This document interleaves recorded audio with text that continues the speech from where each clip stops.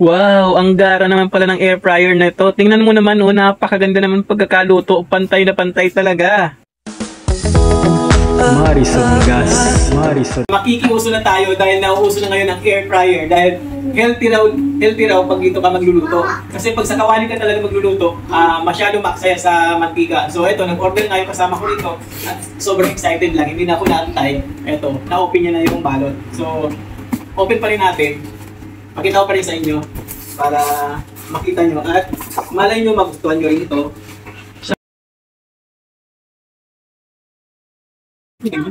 Nasa ito? Edit mo na lang. So ito.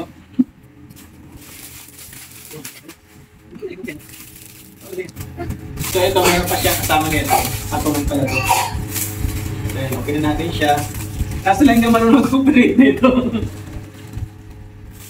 Ayan. So ito siya. Ayan, di ba ang cute, ang ganda oh. Kasya rito isang buong manok. So, tamang-tama, magluluto tayo ngayon ng pang-ulam ngayong gabi. Matitesting natin to. So, let's go!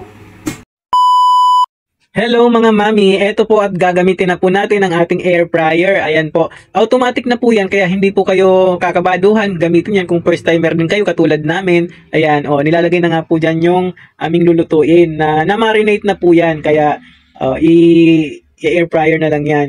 So mas tipid po yan, wala na, hindi niya na kailangan lagyan po ng mantika, maluluto na po yan. Hindi tulad ng ipiprito niya sa kawali o kaya ano niya sa baga, ganyan, iihaw nyo.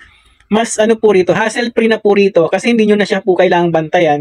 Pantay po ang pagkakaluto niyan at matipid pa yan sa kuryente. So ayan po, yan, nakikita nyo po, iniikot lang yung timer. Yan po, timer. Wala na po siyang, kasi po doon sa bandang unahan, makikita nyo po kung ano yung mga uri ng ulam na inyo pong lulutuin. Mababasa nyo lang po dyan. Ayan po, may isda po dyan, may karne, may chicken wings. Depende po sa iluluto nyo at isiset nyo na lang po yung timer. So, pwede nyo na siyang iwanan at kung meron pa kayong gagawing iba, maglalaba kayo, ganyan. Wala pong problema. Hindi nyo na yung kailangang bantayan. Balikan nyo na lang after 10 minutes. So, ayan nga po, naka 10 minutes na nga po siya. Binalikan na nga po namin at binaliktad para yung kabila naman ang maluto para siguradong lutong-luto talaga siya.